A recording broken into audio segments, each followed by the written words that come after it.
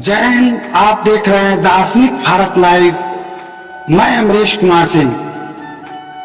जहां भी भगवान की कथा होती है, संत महात्माओं का दीदार करने का अवसर प्राप्त होता है और ईश्वर भक्ति के संदेश फैलाने का मौका मिलता है, हम आने का प्रयास करते हैं।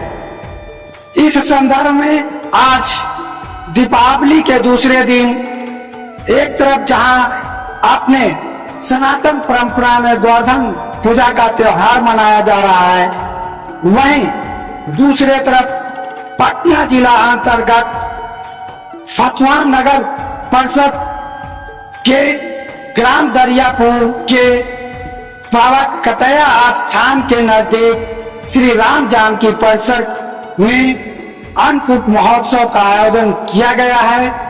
इस आयोजन के लेकर के यहाँ के महंत राम सुंदर शरण जी महाराज ने काफी प्रयास किया।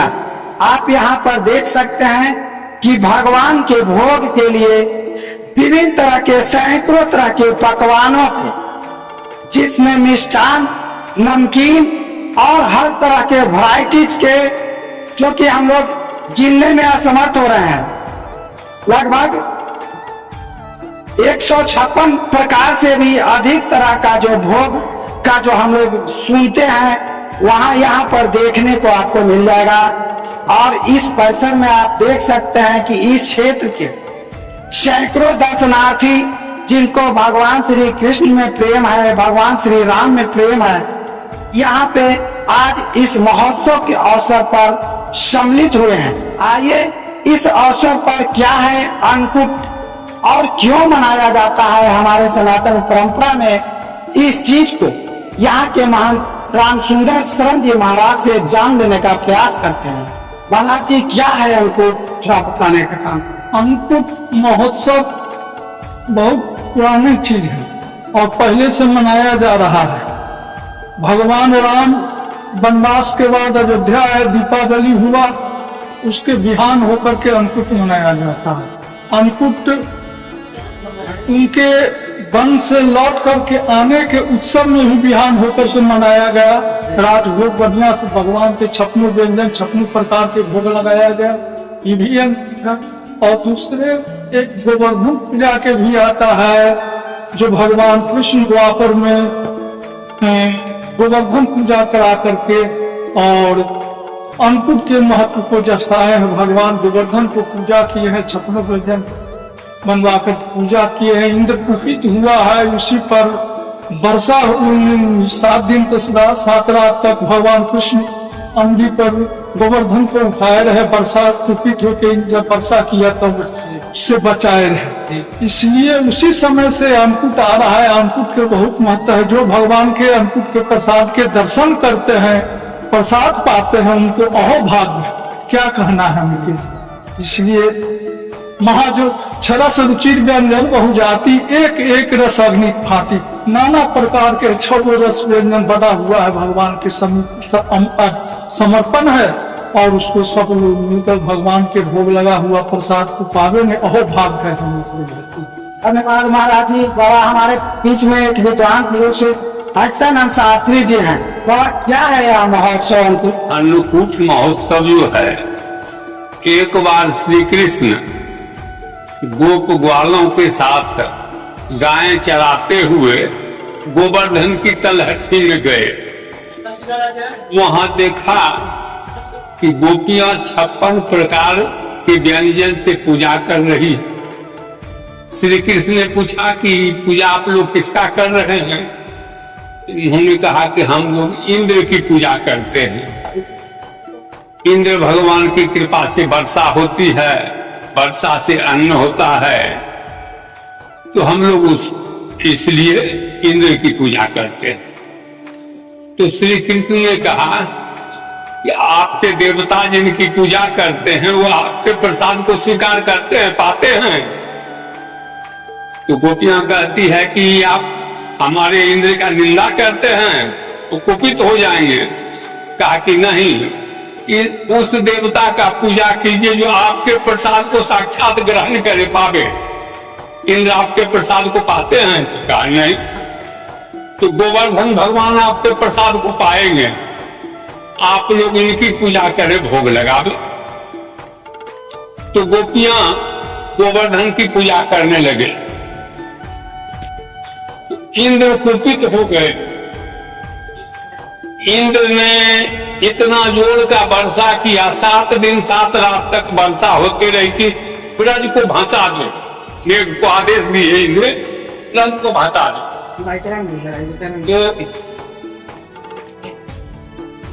गोपियां घबरा गई कि कृष्ण के कहने से अब हम लोग तो गए। तो श्री कृष्ण ने कहा कि आप लोग घबराए नहीं, गोवर्धन नाथ आप लोगों की, सब लोगों की रक्षा करेंगे, सब मिल करके इनको उठाइए। तो श्री कृष्ण अपना एक अंगुली लगाए, सब गोप ग्वाल जो है सो अपना लाठी बहनी लगाए और गोवर्धन भगवान को उठा लिए। गोवर्धन भगवान के नीचे गाय, गोपी, ग्वाल सब सुरक्षित रह गए। इंद्र वर्षा करते करते थक गया, पानी नहीं था।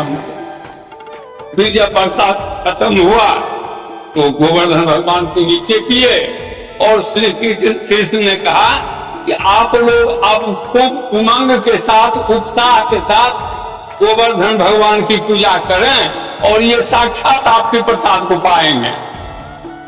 तो स्वयं श्री कृष्ण ही गोवर्धन बन के बैठे, आप ही पूजे, आप पूजावे। एक तरफ तो गोप ग्वालों के साथ पूजा कर रहे हैं और दूसरे तरफ गोवर्धन के रूप में प्रसाद पा रहे हैं। भक्तों को पूजा करने से मनोकामना सिद्ध होता है, भगवान की कृपा प्राप्त होती है तो मनोकामना पूर्ण होता है, सिद्ध होता है। तो जितना प्रकार के व्यंजन से भोग लगाइए भगवान उतने प्रसन्न होंगे। हम लोगों के बीच में वरिष्ठ पत्रकार अदर न्यूज वर्ड्स के एडिटर अरुण पांडे सर है, क्या कहना चाहें? जो ये सचमुच में बहुत ही पवित्र महीना माना जाता है। पूरे महीने में कई अपने दीपावली मनाई जिसमें लक्ष्मी की पूजा करते हैं। आज भगवान कृष्ण की पूजा का दिन, चाहे वो गोवर्धन पूजा हो फिर आज अन्नकूट बना रहे हैं तो हम लोग गोवर्धन भगवान कृष्ण को याद करते हैं, उनकी आराधना के लिए आज का दिन है। पूरे देश भर में, खासकर मथुरा में, वृंदावन में विशेष रूप से आयोजन होता है। जैसे राम की जन्मभूमि अयोध्या में आयोजन होता है और पूरे देश भर के मठ, जो खास करके जो सनातनी मंदिर हैं, चाहे वो राम जानकी का मंदिर हो, भगवान कृष्ण का मंदिर, और पूरी दुनिया में अभी तो सनातन की धूम मची हुई है। ये बात सही आस्था का सैलाब हो गया है। तो ये आज इस ऐतिहासिक फतुहा नगरी में प्राचीन मंदिर स्थान, जहाँ महाराज जी श्याम सुंदर साहब हर वर्ष की भांति और कहते हैं आज भगवान को 56 प्रकार का भोग लगता है। यहाँ तो अभी जानकारी मिली 222 21 प्रकार का भोग, मतलब वो इस तरह से आपके सामने है, भगवान के सामने जो भोग लगाया गया है, आपने उसको अपने दर्शकों को दिखाया भी होगा, इससे एक प्रेरणा मिलती है। और ये जो महीना है आप जानते हैं इसमें नया फसल आता है। अभी धान की खेती हुई, पिछले दिन हुई, तो हम लोग उसको भी भगवान का भोग लगाते हैं और इससे श्रद्धा निवेदित करते हैं। इस मंदिर में तो इसकी परंपरा इन्होंने रखती है। आज के दिन सैकड़ों की संख्या में श्रद्धालु स्त्री पुरुष आते हैं, यहाँ प्रसाद ग्रहण करते हैं। आप एक बार जो श्रद्धालु आए हैं, जो भगवान का प्रसाद ग्रहण करेंगे, एक बार आपसे निवेदन करेंगे कि उनको भी जरूर लोगों के बीच परोसिए। वो कहीं ना कहीं एक प्रेरणा की बात होगी। मैं भी अपना सौभाग्य मानता हूँ कि आज इस पवित्र दिन में महाराज जी का आशीर्वाद हमें भी मिलता है और हम आज इसमें भी शरीक हैं। आज दिन में राजधानी पटना का एक बड़ा प्राचीन मंदिर नागा बाबा ठाकुरवाल के रूप में पड़ते थे। आज दिन में वहाँ भी जो वहाँ की प्रबंध समिति है उसका अनुरोध था, रतन अग्रवाल जी वहाँ हैं, दयाशंकर तिवारी पत्रकार हैं और जज साहब हैं कि वो उसके देखने वाले हैं और वहाँ का भी प्रसाद ग्रहण करने का अवसर मिला। और इस्कॉन मंदिर में भी आज, लेकिन मैं नहीं जा पाया।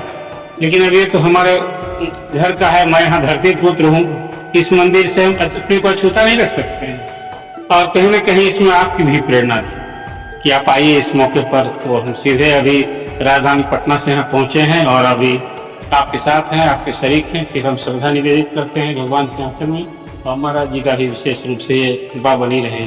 बहुत सुंदर महसूस होता है। ये सब जो पूजा करने से बहुत अच्छा होता है और बहुत पुण्य मिलता है, और दर्शन करने से भी बहुत अच्छा होता है, बहुत पुण्य मिलता है, बहुत पहले से होते आए हैं। हम लोग भी आज के दिन गौ को पूजा करते हैं और गोवर्धन पूजा मनाते हैं बहुत खुशी से, तन मन से, और यहाँ भी आके लगन रहते हैं भगवान को सेवा में, से पूजा करते रहते हैं। कटैया बाबा की राम जी महाराज की संत भगवान की ग्रामीण वासी की।